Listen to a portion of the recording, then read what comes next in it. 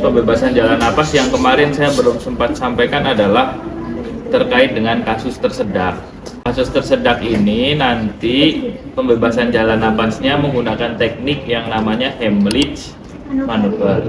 Kalau pada pasien-pasien yang tidak sadarkan diri, anak-anak, kita bisa cek dulu. Nah, misalkan kalau anak ketika sumbatannya itu terlihat, maksudnya ketika kita cek ternyata di mulutnya bisa terlihat, tidak harus Heimlich maneuver tuh bisa, ya bisa pakai cross finger, diambil langsung. Tapi kalau memang tidak terlihat, mulutnya nggak bisa dibuka, ya berarti langsung Heimlich maneuver. Ciri pasien itu mengalami kondisi tersedak. Yang pertama ciri-cirinya ini sesak, ya kesulitan bernapas, kemudian bisa berbicara, nggak bisa ngomong. Ya biasanya dia mengeluarkan cuman bisa memberikan tanda, ya misalkan ciri-cirinya tadi memegang area yang tersedak, ya makanya kalau ada pasien yang tersedak ya jangan diajak ngomong karena dia nggak bisa ngomong.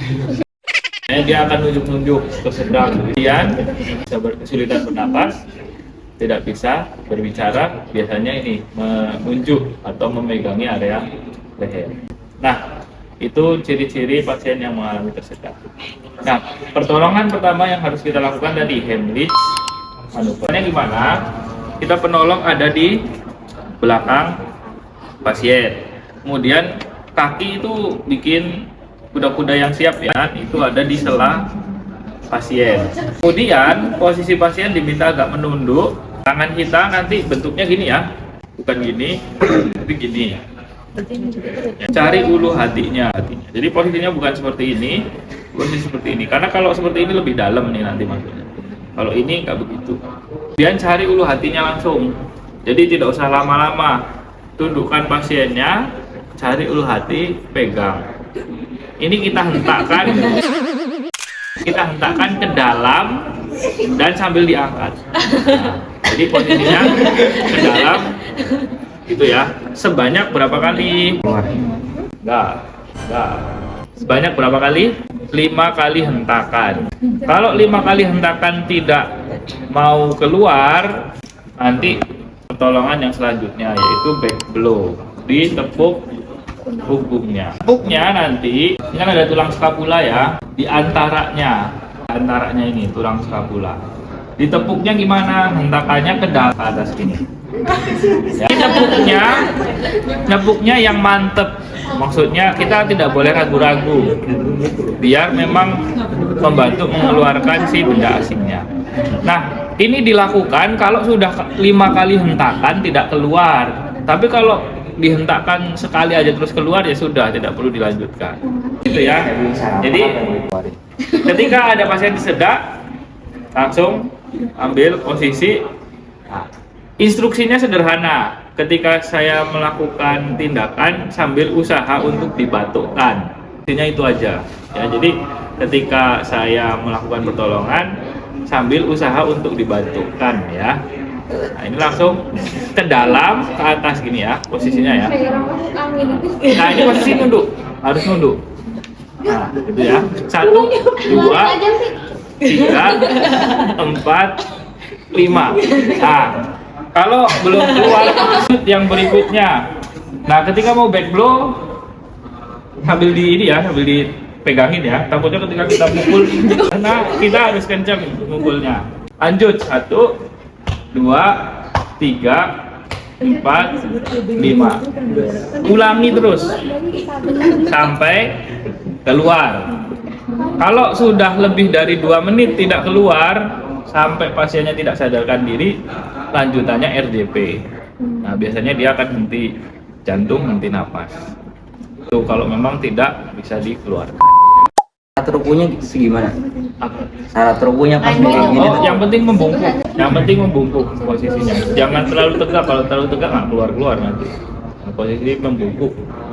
Bukan harus sampai bubuk banget ya, yang penting membungkuk aja. Kalau pasiennya nggak sanggup buat berdiri, posisinya kayak gimana? Ya kita yang ini angkat, nggak sadar. Tetap harus, maksudnya posisinya berarti harus kayak gitu. Tetap. Jadi tetap kita angkat. Nah, kalau sendiri gimana? Nggak ada orang. Cari siku meja, boleh siku kursi. Tempatkan ulu hati di area siku, kemudian hentakkan langsung. Kalau misalkan posisinya sendiri, kita tersedak sendiri, nggak ada orang, apa yang harus dilakukan? Ya, tadi cari siku, terus posisikan di ulu hati, terus dihentakkan, tekan. Kemudian, nah ini yang anak. Kalau untuk anak, nanti posisinya sambil duduk ya. Di chest, dada. Sama posisinya condong ke bawah. Pangku posisinya dicondongkan ke bawah. Sama kita tekan 5 kali. 1, 2, 3, 4, 5. Belum keluar, balik. Sama. 5. Belum keluar lagi, ulangi lagi. Itu kalau untuk yang bayi. Nah, kalau anaknya udah agak gede, kita tinggal penyesuaikan postur tubuhnya. Misalkan nih tingginya segini ya, sudah kita berarti sama ya Heimlich abdominal thrust. Tapi posisinya menyesuaikan ketinggian dari si anak. Untuk bayi tadi ya, bukan di abdomen tapi di dada. Sama 5 kali 5 kali. Ulangi. Nah, kadang pada bayi itu ada yang tadi kelihatan. Nah, kalau kelihatan gimana ya? Sudah tinggal di cross finger. Misalkan kita buka, oh kok kelihatan nih benda yang menyumbatnya, kita bisa cross. Jadi makanya kalau pada bayi, coba nanti ketika sudah di Heimlich ya, kadang nggak langsung keluar, tapi sudah kelihatan, bisa diambil pakai cross finger. Ini untuk bayi. Kalau anak-anak perut, tapi di dada. Nah, di chest thrust juga sama seperti bayi. Jadi posisinya di dada, nggak di perut. Ya, kalau di perut brojol. Pada bayi coba nanti cek kelihatan nggak sumbatannya. Ya, kalau sumbatannya kelihatan tinggal di cross finger. Dan kalau ibu hamil jangan di perut. Di jalan napas pada pasien yang tersesat. Instruksinya ya dibatukkan ya, sambil kita bantu sambil dibatukkan ya, diusahakan untuk dibatukkan. Sama sumbatan itu kan macam-macam ya. Ada total, ada parsial. Total tadi contohnya tersedak tuh bisa tersumbat total, jadi tidak bisa napas sama sekali. Kalau yang parsial itu kan masih bisa bernapas tapi tidak adekuat. Ada bunyi napas tambahan. Bunyi napas tambahan ada beberapa. Yang pertama karena pangkal lidah menutupi jalan napas. Ya, biasanya suaranya snoring. Ada cairan, suaranya gurgling. Kemudian ada penyempitan, suaranya wheezing, bisa stridor. Kalau wheezing itu cenderung di bawah, penyempitannya di saluran napas bagian bawah. Ya, makanya suaranya agak bersiul. Tapi kalau sumbatannya penyempitannya di daerah jalan napas bagian atas, itu suaranya stridor. Karena pangkal lidah menutupi jalan napas, itu bisa pakai manual. Tadi head till chin lift atau jaw thrust. Atau pakai alatnya bisa pakai POPA atau NPA. Untuk yang pangkal lidah menutupi jalan napas bisa head till chin lift, jaw thrust, bisa POPA, bisa NPA. Nah, kalau yang cairan suction, jadi harus di suction. Oke. Kemudian kalau stridor harus intubasi ya, atau airway definitif. Ya. Manual itu cukup sederhana. Ada head till chin lift dan jaw thrust. Nah, cara pertolongannya gimana? Taruh tangan satu di dahi, satunya di dagu. Kemudian di tahan aja. Dahi, dagu, head till chin lift. Head till chin lift ini kan menggerakkan area leher. Tidak boleh pada pasien cedera servikal. Apa yang boleh? Yaitu menggunakan jaw. Nah, kalau jaw thrust, tangannya nanti di sini, ya, di pangkal dagu, ya, mandibula, tulang mandibula. Ya, tulang mandibulanya kita angkat. Jadi ini tulang mandibulanya kita angkat. Pakai apa? Pakai jari. Kemudian mulutnya kita buka pakai jempol. Jadi, mandibulanya kita angkat. Kemudian mulutnya kita buka tanpa menggerakkan leher. Ini kan harus menggerakkan leher. Nggak boleh pada pasien cedera servikal. Boleh apa? Oh, jawab. Caranya gimana? Diangkat tulang mandibulanya, buka mulutnya. Jadi posisi keangkat. Jadi rahang bawahnya ini keangkat ke atas, mulutnya kita buka. Itu untuk teknik jauh. Oke. Diukur, kemudian caranya posisi menghadap cross finger ya, cross finger. Masukkan menghadap ke atas, kemudian sambil diputar. Nah, posisinya nanti seperti itu. Ya.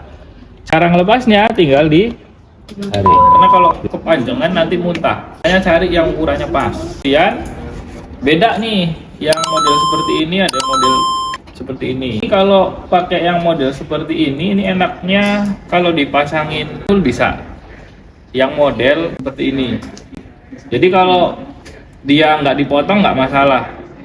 Pasang nasal kanul langsung di sini bisa. Yang model seperti ini kadang nggak bisa tuh nasalnya masuk. Nah, berarti harus ditong. Udah terpasang obat oksigennya nanti langsung ke opa. Oke, cara ngelepasnya tadi ya, finger terus ikutin saja bentuknya nih. Tidak perlu diputar-putar kalau pas lepas. Bentuknya juga sama, melengkung. Mengukurnya dari hidung ke telinga. Karena bentuknya kan melengkung ya, posisinya masangnya langsung melengkung. Jadi lekukannya itu langsung gini, dimasukkan ke hidung. Mengukurnya dari hidung ke telinga. Nah, kalau opa dari ujung bibir ke telinga. Itu kalau NPA seperti itu. Jadi nanti masuknya langsung posisi melengkung. Saya sampaikan ya, satu mod bisa dilakukan asal penolongnya yakin, ya kan?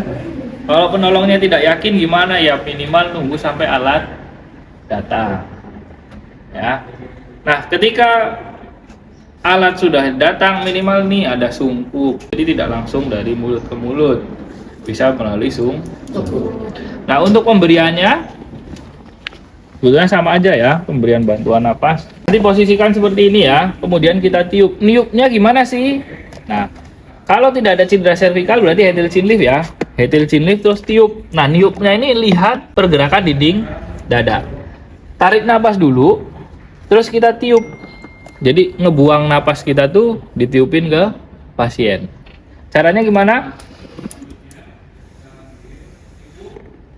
Sampai pergelangan dinding dada naik. Itu baru satu. Nah, kemudian kalau hanya henti nafas, berarti kita hitung setiap 6 detik setelah kasih satu, hitung 1, 2, 3, 4, 5. Nah, yang keenam nanti kita berikan bantuan nafas lah. Kita mulai ya. 1, 2, 3, 4. 1, 2, 3, 4, 5. Kasih. Itu untuk yang hanya henti nafas. Kalau bayi gimana? 2 sampai 3. Biasanya kita paling sering itu pakainya 3. 1, 2, 3 kasih. Itu 2 kasih. Untuk bantuan. Bedanya kalau pas RJP 30 banding 2. Nah, 2-nya itu tidak terjeda. Ya, jadi kasih 1. Jadi setelah 30 RJP kita kasih 2 kali langsung tanpa terjeda 6 detik. Kalau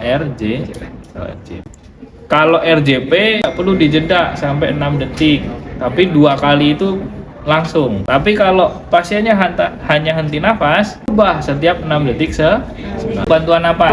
Alatnya sudah datang ya, sudah kita posisikan pengin sama BVM ya. Ini membentuk huruf C dan E, hetil chin lift kalau tidak ada cedera servikal. Kasih 1, hitung 1000, 2000 boleh, 1, 2, 3 sampai 6 boleh. Terserah kalian. Kalau saya biasanya ngajarinya 1000, 2000. Kenapa? Kadang kalau 1, 2 itu kecepatan. 1, 2, 3, 4 belum 6 detik itu. Saya ngajarinya tuh 1000, 2000, 3000, 4000, 5000. 2. Ngasih bantuan napasnya juga tidak seperti orang Nancy ya. Ya. 2 menit. Jadi kalau sudah 2 menit kita evaluasi. Evaluasinya meliputi apa saja? Kalau pada pasien-pasien henti jantung henti napas ya cek nadi sama Ya maksimal 10 detik. Itu untuk bantuan napas ya. Jadi kalau pada saat henti nafas saja setiap 6 detik sekali. Kalau RJP 30/2. Selesai 30 kompresi, kasih 2. Lanjutkan R. Nah, selanjutnya RJ 1 sampai 102 tengah dada. Ini ada tulang apa? Clavikula. Ini ada ujung sternum ya. Tentukan tengah dadanya di mana. Posisinya dari samping bisa dilihat tangannya tegak lurus ya. Kemudian nih, bukan di sini ya, tekanan di sini. Tangannya boleh mau seperti ini boleh, mau nekuk seperti ini juga boleh, mau dibuka semua juga boleh. Silahkan.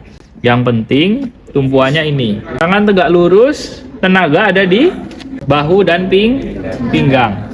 Kompresi dengan kecepatan 100 sampai 120, kedalaman 5 sampai 6 cm.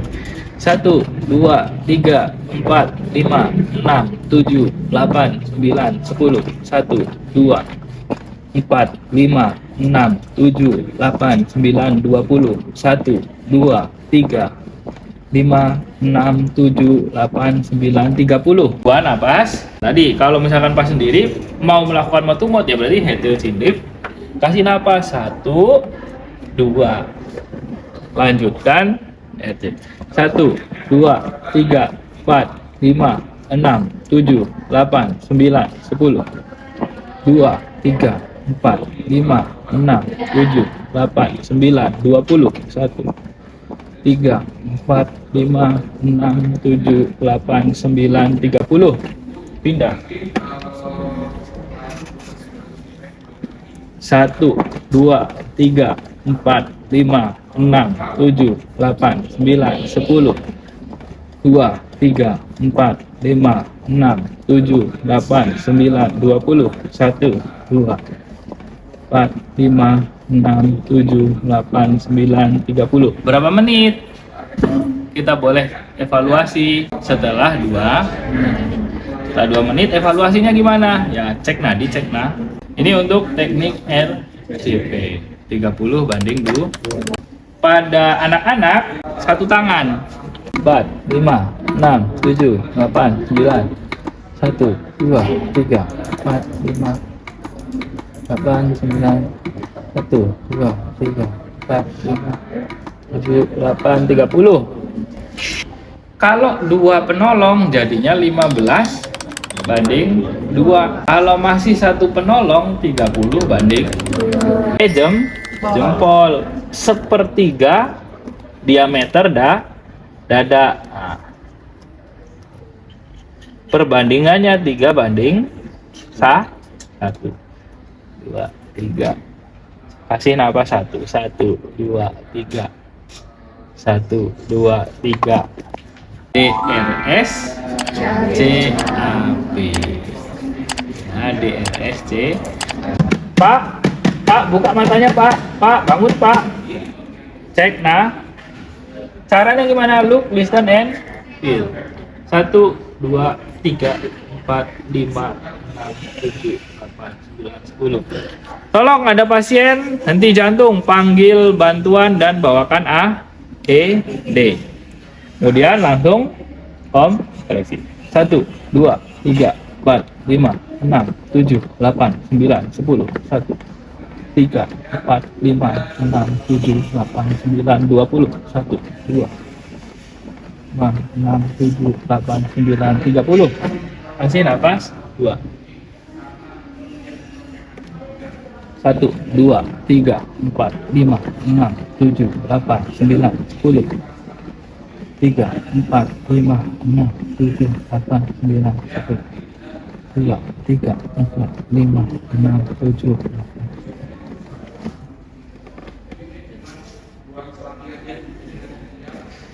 1 2 3 6 7 8 9 10.